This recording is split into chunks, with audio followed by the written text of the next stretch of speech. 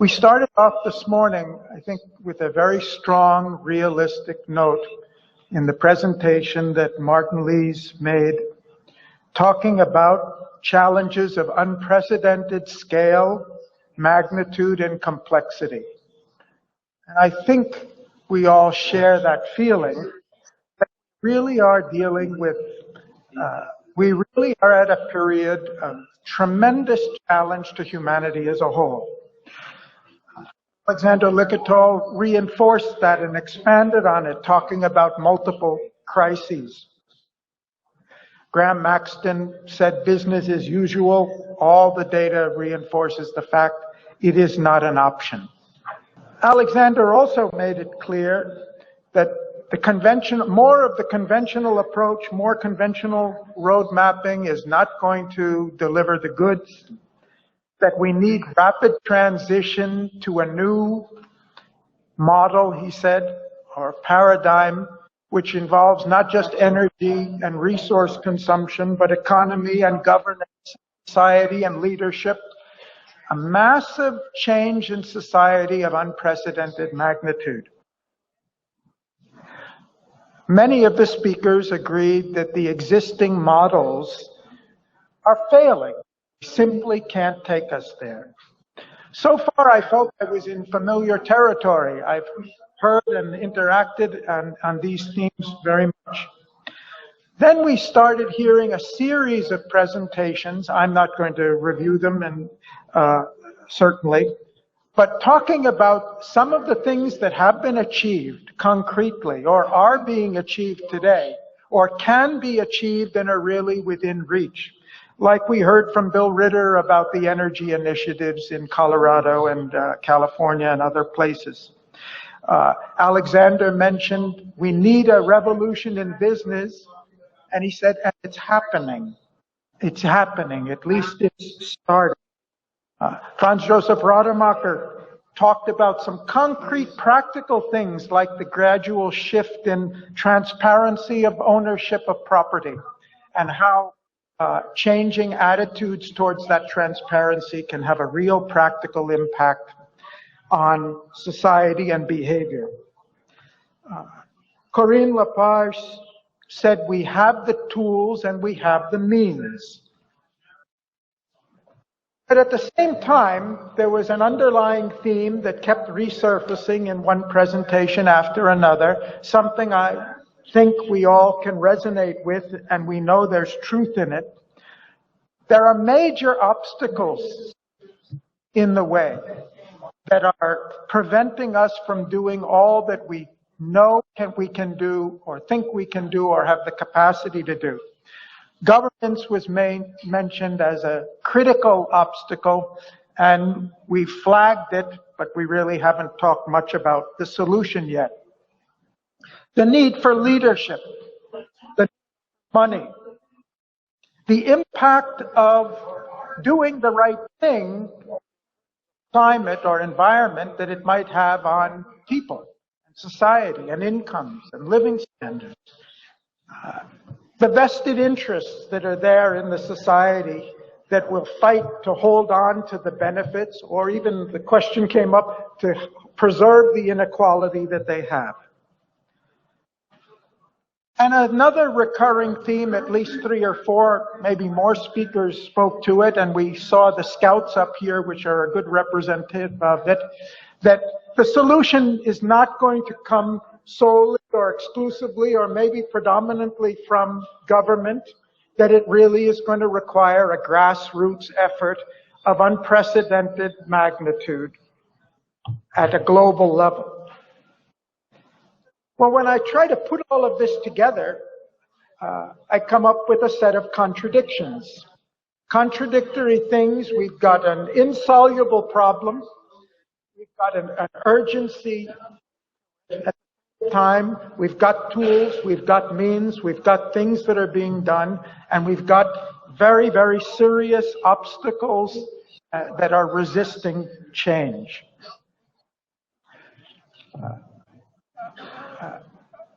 An Indian philosopher, Sri Aurobindo, once said that contradictions are complements.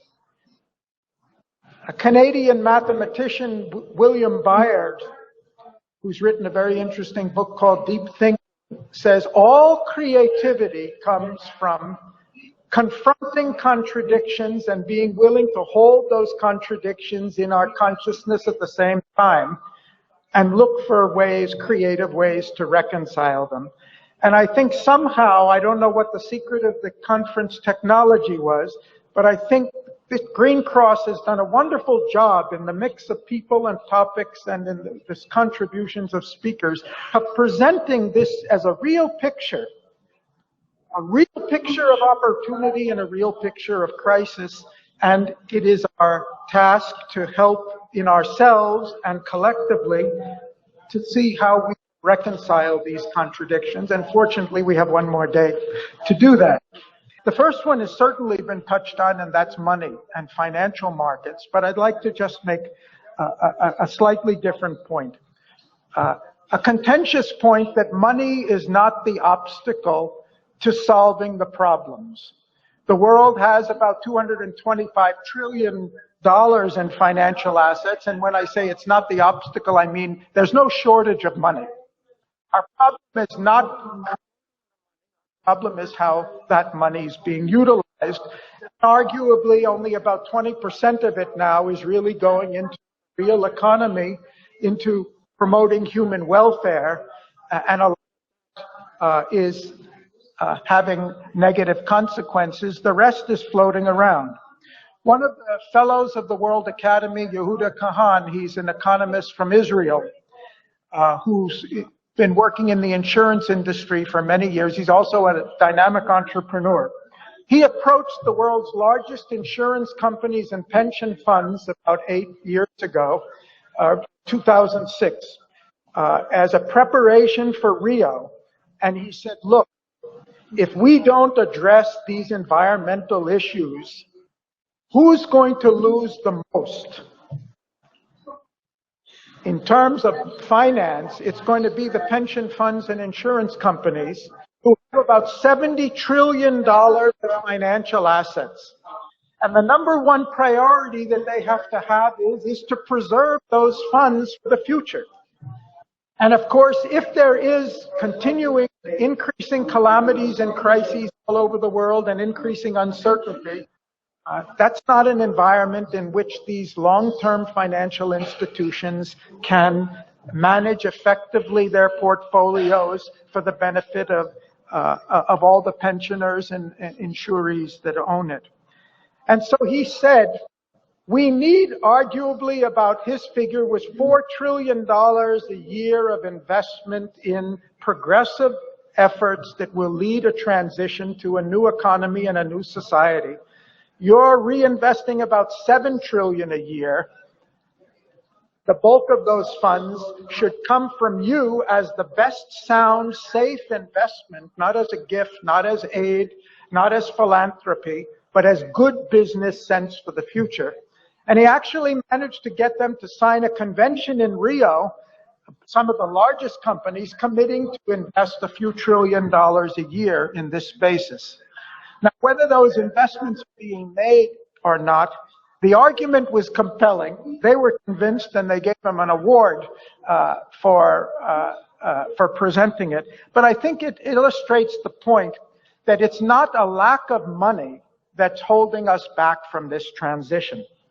Second point I'd like to mention briefly is we've talked about employment, and for me, that's an absolutely critical issue. There's no solution to the future economy or future ecology that doesn't, first of all, ensure that people have a right livelihood.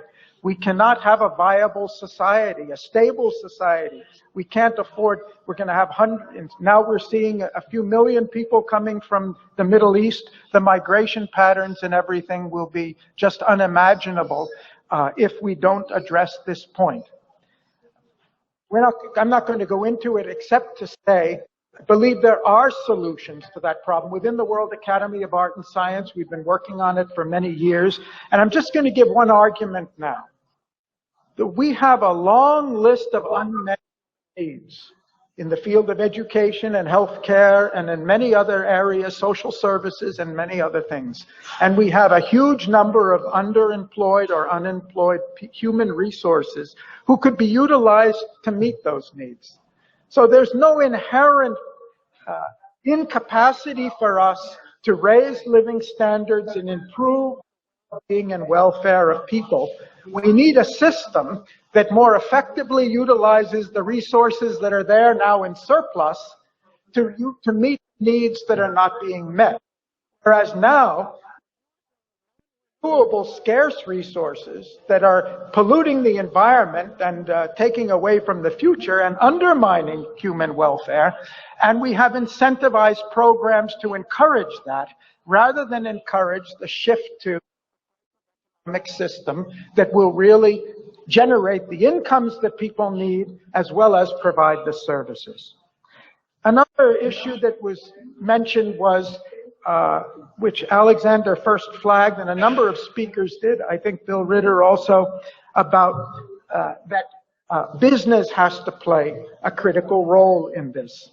And I agree with what he said. There is evidence. I'm a business consultant in my spare time, and there is evidence of a fundamental shift, not everywhere certainly, not with all companies certainly, but a significant, unprecedented shift in business to recognize that without taking responsibility for social consequences and impact on society and people, the future of business will not be very good. For most business will not be very good. Some of you may be familiar with the B Corp, or we call the for benefit corporations.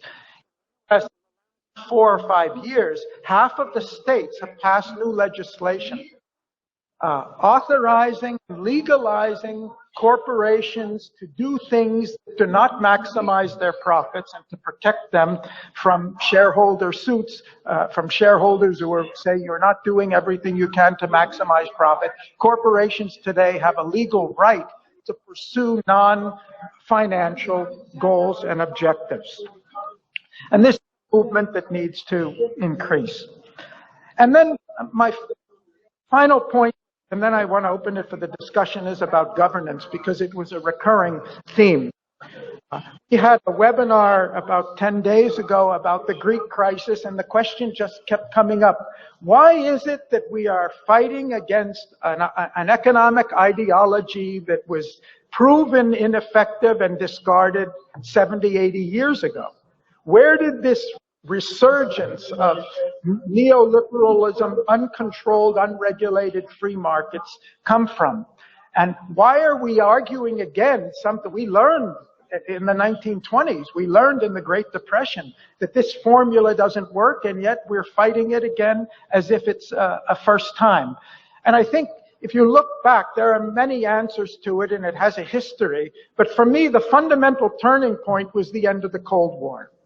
Because with the end of the Cold War, two things happened. Many ththings happened, but the two particularly. One was capitalism lost its complement. Capitalism lost anybody on the other side saying there's an alternative social model that should keep us reasonable and rational about the implications of our theory.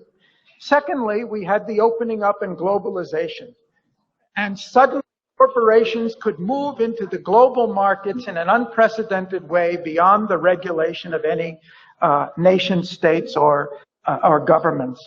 We have a Wild West, and therefore the issue of governance, there's no way I think we can tackle these issues without tackling the issue of global governance, which is a theme that was mentioned many times. At the same time, the issue of governance at the national level is a little different. And again, I think it was Bill Ritter, but there were others who also alluded to it.